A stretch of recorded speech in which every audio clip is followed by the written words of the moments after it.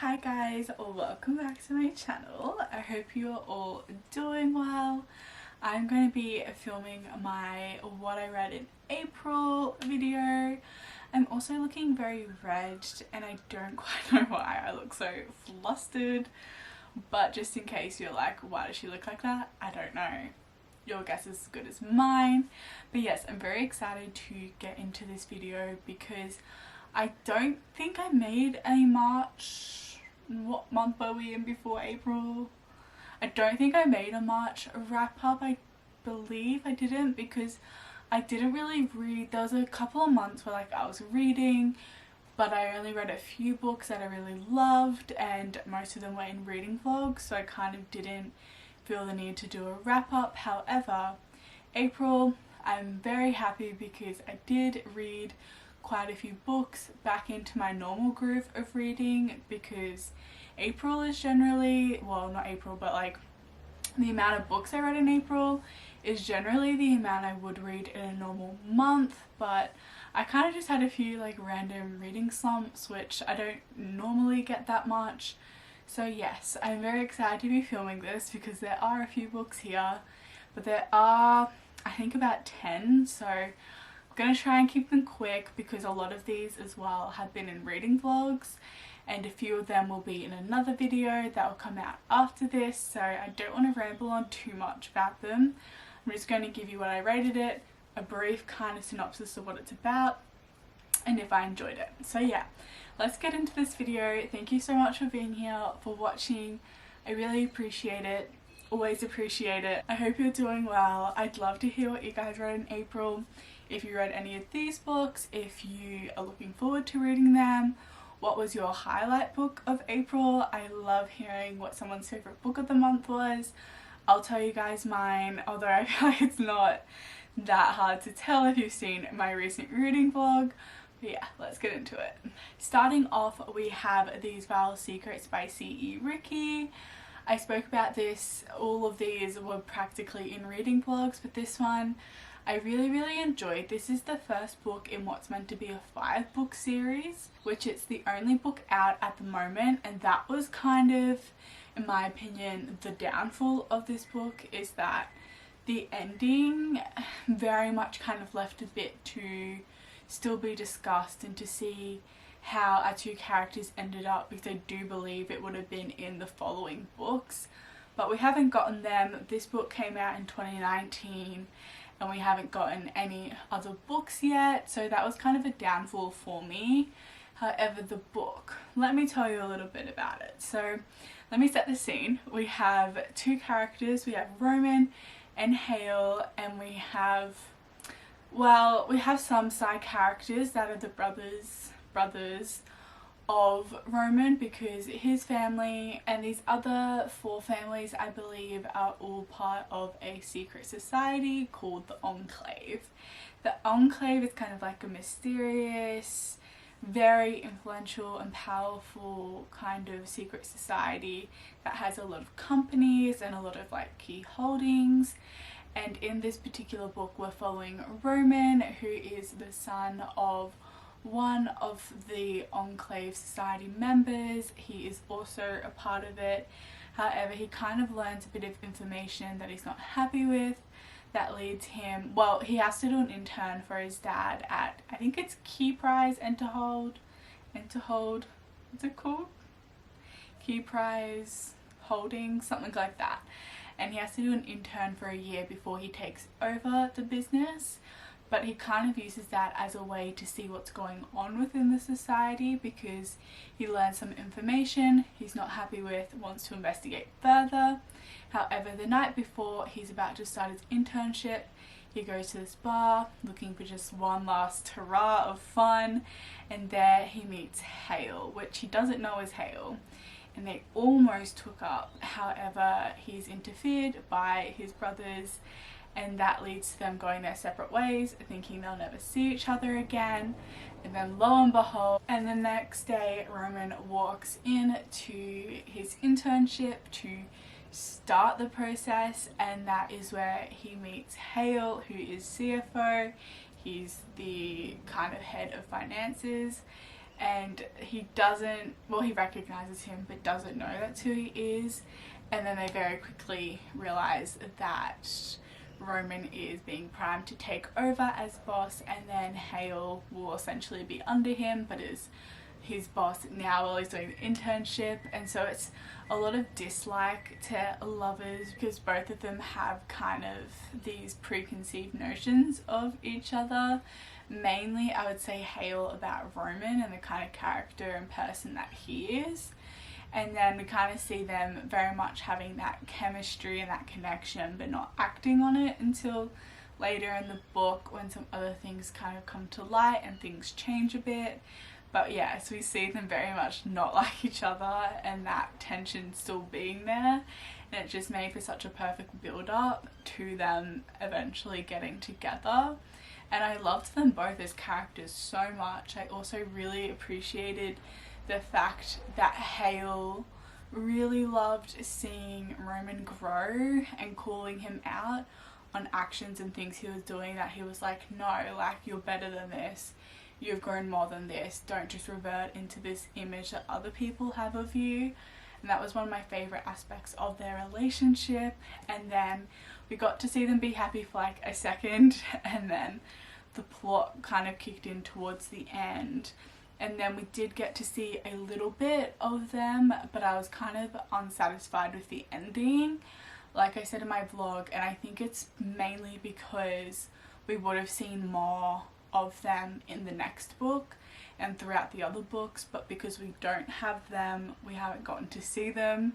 Like, it was still good to see them happy and how they kind of worked it out, but I think it just left a bit too much of like how they actually going to make this work long term.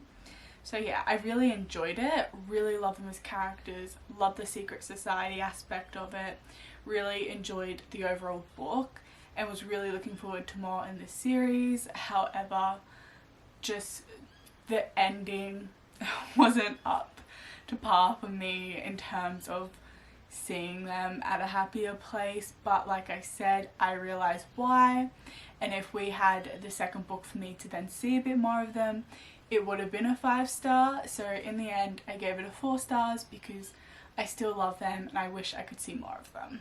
And then we had Between the Devil and the Sea by Chani and Feener. And if you guys know, I love Chani's work. I've adored everything I've read by her. She does a lot of sci-fi and fantasy based books. She was a new author to me and one that really stood out last year. And I was really looking forward to this book once I saw that it was out. However, this book was too dark for me.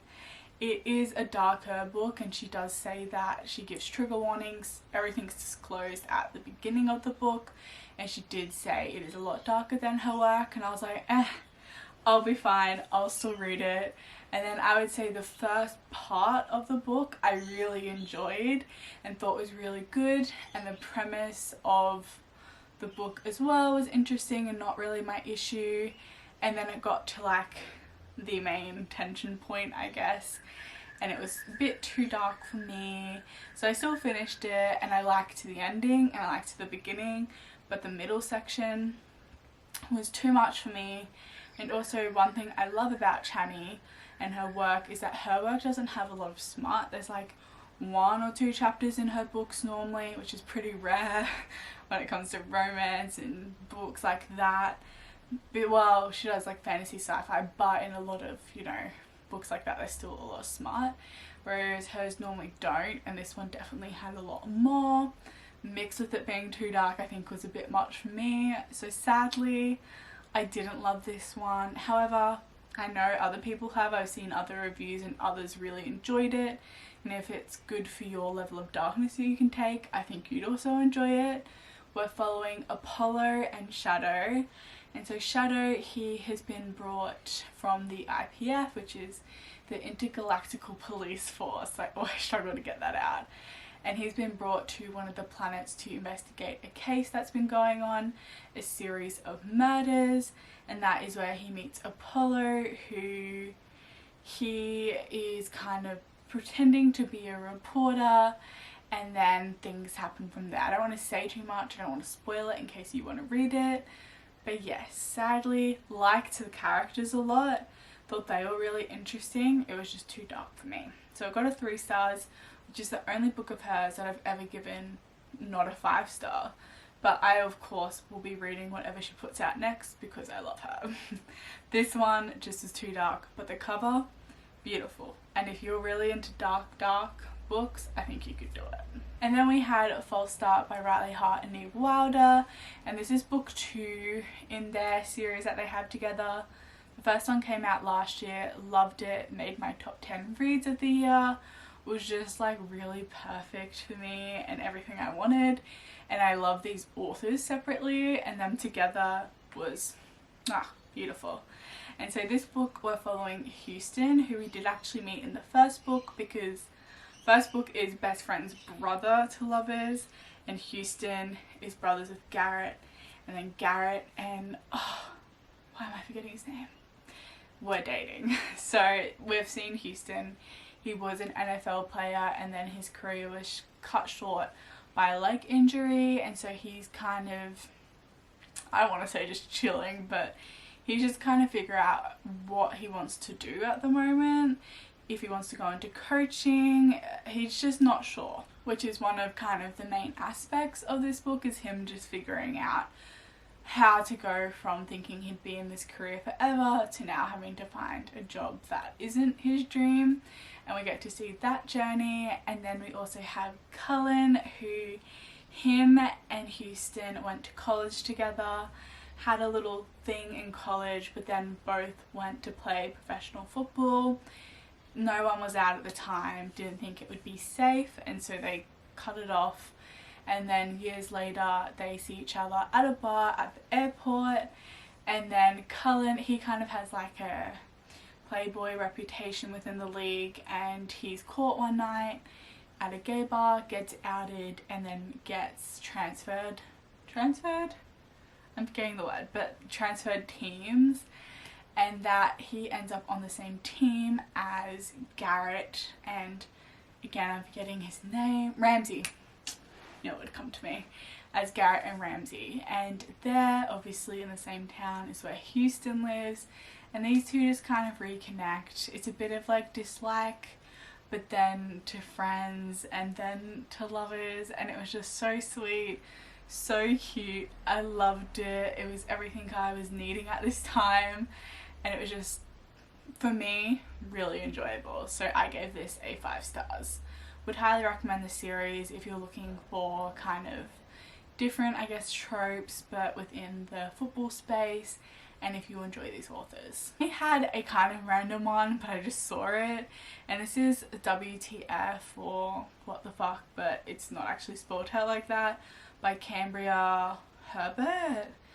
This is kind of random. I hadn't read anything in this series before, so that's maybe a part of why I didn't enjoy it as much, but this is the 4th book in a series that is about elite university, and it kind of had the premise of what I thought I would really enjoy, but it just kind of fell a bit, I don't know, like I just didn't connect it. I liked the characters and it had potential. I really enjoyed the characters and it had potential, but just the execution for me, I don't know, I just didn't love it. But basically we have Lars, who is from Sweden, and then we have Win, who is from elite university in America. Win goes over to do like a exchange where he meets Lars, and these two kind of have like a roommates with benefits situation. Win goes home, and then Lars comes over to his university to do an exchange for reasons that kind of come out later. And these two, I did enjoy it, I just also didn't, I don't know, like I still read it really quickly. It's just not like a favourite book, and like I said, had potential because I like the characters. I think what might have thrown me off was the use of bro, dude, bruh. I can't do it. If you guys have heard me say this before, I cannot do when love interests call each other bro or bruh or dude, and I'm like, I don't know if it's an American thing.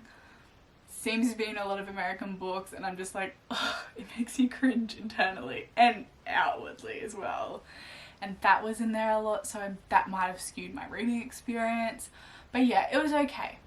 It wasn't fantastic, it wasn't awful, it was just alright and good. But maybe someone else would really enjoy it. Like, I feel like it had like depth, but then also could have had more depth.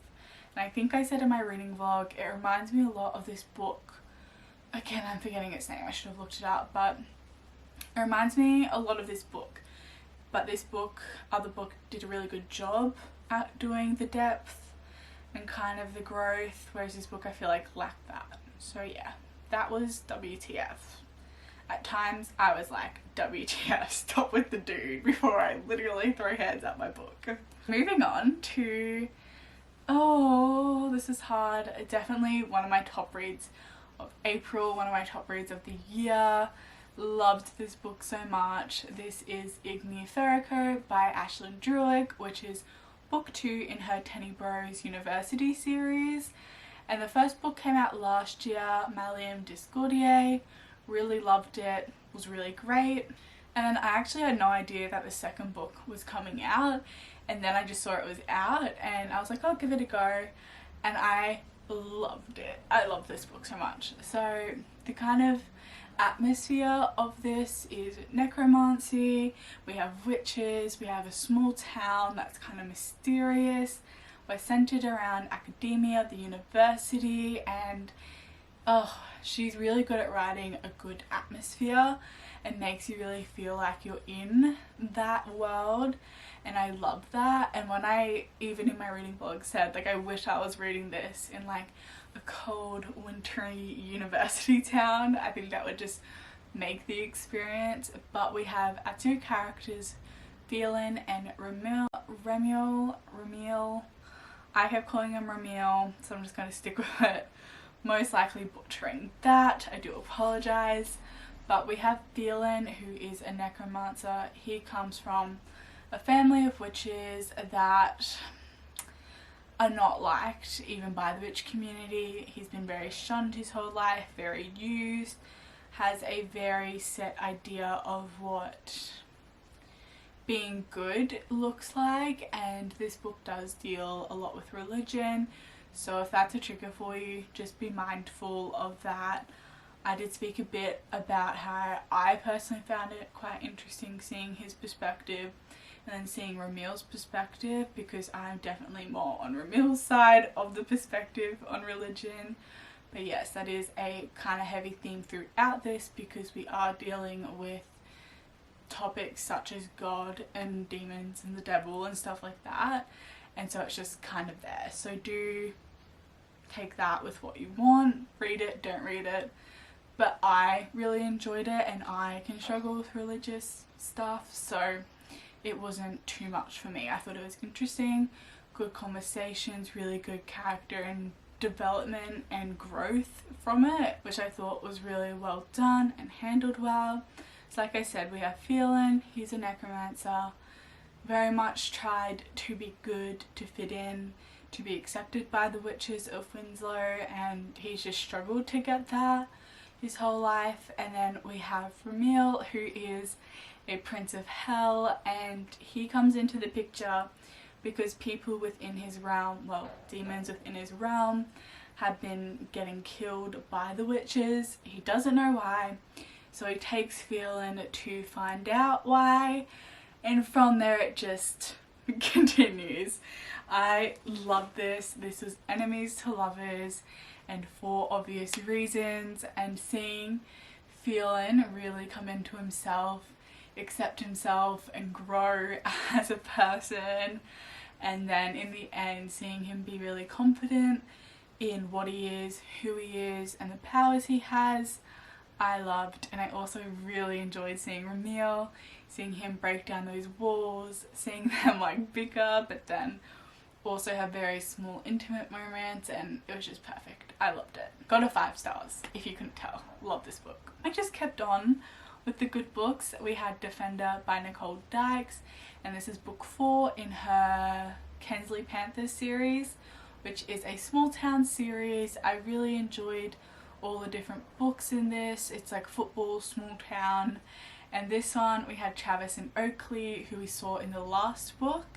Oakley is best friends with Garrison, and then Travis is best friends with Jamison. The Garrison Jamison gets me every single time I read it because I get confused because their names sound so similar, but they're best friends with these two people from our last book who are together, and Travis especially doesn't really like Oakley because he just kind of represents everything he's been trying to get away from. Travis very much had the college dream and wanted to go away, leave the small town. However, he does get rejected, and so he kind of moves to the small town with Jamison and Garrison and Oakley, and so him and Oakley have very fun banter, and the dislike mainly comes from Travis because Oakley is sunshine personified. I love him so much. He's such a good character, he's such a good person, he's so supportive. Like, if your partner is not like Oakley, get a new one, because he is just so sweet and just wholesome and loving and just genuinely a good human being, and I love that. And so is Travis, but Oakley was just like, I loved him. And Travis and Oakley work together, live near each other, so they're always around each other. And then we have Travis, who is gay but just hasn't really gotten to experience it in the small town. And then we have Oakley, who's kind of thought he was straight but finds Travis really attractive, and these two kind of come up with like a friends with benefits that then obviously leads to them being together. And it was just a nice, wholesome, fun, funny, quick, bantery filled read that I really enjoyed, and I think it was my favourite in the series besides the first book. I really, really loved this one. I gave it a 4 stars, but it was like a 4.5. It was really good. And then my other favourite book of the month, I have 3. This is my second one, and this is Alone and Lifeless by Nicole, which I devoured, loved, and was a real surprise to me. If you guys didn't see the vlog or my what's coming out in April, there's 2 other books in this series. I didn't really enjoy them. There was too much drug use for me to enjoy personally, and so I was kind of like, don't know if I like this, but I'll give it a go. Loved it. Really fantastic. We have college, we have enemies to lovers, we have like good friend platonic friendships as well. We have different issues in life and dealing with them. And so overall, I just loved this. We have Ant and Jazz, Jasper, Antonio, but their names are shortened. And both of them have been kind of within the same friendship group. Their best friends are dating, which is Ben and Damon. They're dating. So they kind of see each other, know each other, but aren't really friends. And then one failed threesome hookup later that ends in a bit of a punch up, results in them hating each other, blaming each other for all of the kind of shitty things that happen after that. And then you get the forced proximity of them being put together for a project at college for one of their classes. And then we just see these two kind of do some like stupid things to each other. Nothing bad. It's not like intense, just like petty shit to each other, and just their dislike is just very there. And then they kind of just have that attraction still for each other and do act on that, but even while they're doing that, they're still like, I don't like you, I don't like you. But then they kind of come to learn more about each other and understand why they are the way they are, what their situations are, and the kind of just walls and ideas that they already had of each other come crumbling down, and we get to see them really work through that and work through their issues. And it was just really beautiful. I really enjoyed it. It reminded me a lot of Ashley James's book in her Illicit Desires series, I believe. Really similar to that, and I loved that book. And this book was also fantastic. 5 stars. I'm looking forward to seeing what's next in the series, if it's like this one. This one didn't have a lot of drug use at all, which I really liked because I loved the characters, loved their stories, loved seeing them together. It was just great.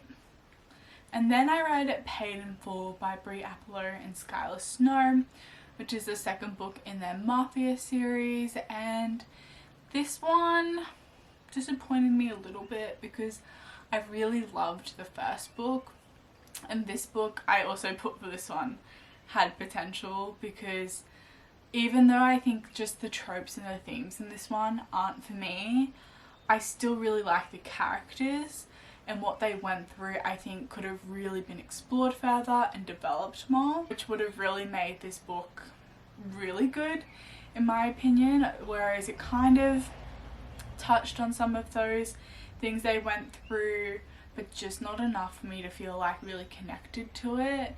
And so we have Jin and Ash. Jin is one of the 3 Vitali brothers in the Mafia, and I think Jin's a really interesting character, and I was really looking forward to his story, and I really think a lot more could have been done with him. Like, this book had a lot of smart, where I feel like the first book didn't have as much smart.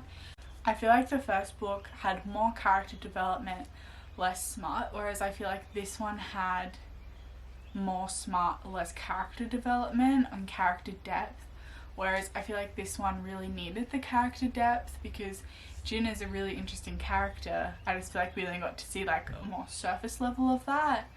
And then we have Ash, who he comes from just a really abusive father who ends up selling him, and then him and Jin kind of end up together through that because Jin ended up purchasing him, and from there it just kind of goes on. I really like seeing the dynamic between Jin and his brothers. I thought that was really cool, and to learn more about their history, especially in preparation for Benito's book. Benito, I feel so silly saying that because I don't feel like that's how it's pronounced, but that's my pronunciation, it's the best I'm gonna get. So I did like some aspects, didn't like others. Too much smart had me kind of skipping over it, as a lot of smart does. Like, I don't really enjoy a lot of smart, but this one had a bit more than the first one, and so I don't know, I just didn't love it as much as I thought I would. But that's okay because I'm really excited for the 3rd book, because I think that's going to have a really good premise, and I'm really looking forward to that. So this one I got a 3 stars. The first book I want to say got a 4 or a 5 stars. Really loved it. This one got a 3. But that's fine. And then I had Foolish Puckboy, which is the 4th book in Saxon, James and Eden Finley's series, which is the NHL based hockey. Always a good time. Different kind of tropes within the books. This one was just a lot of fun. We had Gabe, who's a firefighter, and we had Alex, who is our professional hockey player, and we just kind of see them just kind of discovering each other, especially for Alex because he just came out of divorce, and Gabe, he just kind of has been working, and seeing these two just have fun and learn about each other and fall in love was just really beautiful, and I loved them together. They were really cute. I love being in this world, and I liked one TikTok about it today, and ever since I have just been on a hockey TikTok page, and I'm like, love it, but not quite the hockey I like. Not the hockey. It's like just normal hockey, but it's been entertaining. Loved hockey. Wish we had hockey here. That would be really fun to watch. But yes, that I read. I gave it a 4 stars. Really enjoyed it. Had a good time. And I'm excited for the next book in the series. And then we had A Shadow on a Storm by Adelaide Blaike, which is the 3rd book in her Rhea-san series. If you guys don't know, I'm obsessed with this series. I love it. It made my favourite books of last year. Was my favourite book of last year. Loved the 2nd book. Was in a reading vlog. Adored it. Left on a cliffhanger. And then this 3rd book, we pick up straight where we left off in the 2nd book, and we have Ren and Matt again, and kind of hard to talk about unless you've read them, / I just don't want to spoil anything, but we're essentially following Ren and Matt as they kind of have to, I would say, work through more of the politics of the continent, because we have Matt and his family come into play in this novel. They're from the north, they're from Tamar, and then we have Ren, who is having to deal with the aftermath of the 2nd book, and him having to deal with being, oh, I don't want to ruin it in case you guys haven't read it, just having to follow them after that and the kind of complexities that come with that, but as well as the plot kind of continuing. We're kind of plot heavy in the first bit. The middle bit, it's still building, but we're more focusing on the characters, and then the end left on another cliffhanger. And I was like, Adelaide loves to do this. She even mentioned it in like her notes after. She's like, sorry about the cliffhanger, but it's the last one. And I was like, oh, that makes me sad. But this is the third book, like I said, in the 4-book series. The 4th book comes out in October, which I'm really excited for. But in this one, we got to see Ren and Matt deal with politics, deal with the values and cultural differences between where they're from, and we really got to see Matt. I was so proud of Matt this book. We really got to see him come into his own and embrace who he is. If you haven't heard me talk about this series, we're following 2 characters who are from different countries within the continent, but they view issues very differently, but also very similarly, God, I can't say that word. View things very different, but also very the same, but on different topics. We have where Ren's from, we're extremely misogynistic. Women don't have very many rights, but like sexuality is fine. Whereas we have where Matt's from, whereas sexuality there, if you are anything but straight, it is sodomy, it is illegal, you will be killed, but women have rights. So it's like 2 ends of extremely fucked up spectrums that they're from. And so having to kind of grasp with each other, within themselves, especially Matt, because he loves Ren and he now knows there's nothing wrong with that. And he's so strong in his belief now, and he's like, no, this is who I am, embrace it, because I love who I am, end of story. That's it, period. And damn any consequence. Which is just so good, because first book Matt could never. First book Matt was really struggling with the internalized homophobia that he very much had built up, and even in the second book we saw that. And then in this book really saw him accept who he is and love that and know that there's nothing wrong with it. And it was so beautiful to read about and to just see. And then we have Ren, who we really get to see kind of break down the marbles of who he is and what he's really like when he's not having to put on a facade. And this is really random, but I love Taylor Swift, and I love The Archer, the song by Taylor Swift, if you haven't heard. And I was listening to this and reading the book, and I was like, The Archer is just Ren summarized as a human. Like, truly, The Archer is Ren. Like, it really just hit for him, and I just loved it. I love seeing their character growth, because we've really seen it over 3 books now. Their growth and their development, and seeing the relationship develop, and see them at a point where they embrace their love for each other and are trying to make it work. And then it was left on a cliffhanger, and I was like, great, love my life. But it wasn't too bad. Like, I know they'll be okay. I hope. But she did leave a message that they'll be okay, so they will be. But yes, I loved this book. I really did. It was just so beautiful to see their families as well, to see other characters and more platonic relationships, but also to see them focus on their relationship and their love, but also see their internal growth and just them as people kind of change and embrace who they are. And I love the fact that they're still like disagree on things, but at their core they're so similar. And yeah, I could ramble about this book for ages. I did actually have a reading vlog, but it was about an hour long, and I was like, that's ridiculous. I'm just going to talk about it in my wrap up instead. But yes, loved it, knew I would love it. 5 stars. Absolutely. Cannot wait for the 4th book. I really want to get these books in paperback once the 4th book comes out, because they're one I definitely want to read and reread. So yeah, that was A Shadow and a Storm. Perfection. Loved it. Can't wait for the next one. is all the books I read in April. Loved a lot of them.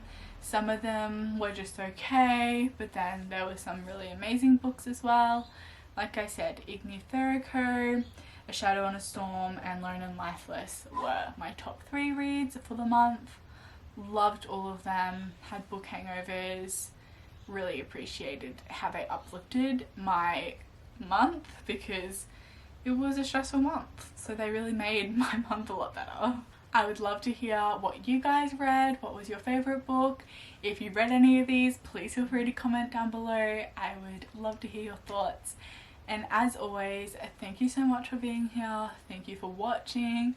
I so thoroughly appreciate it. I hope you're having a great day, a great night, wherever it is, whenever it is you watch this, and I'll see you guys next time. Bye!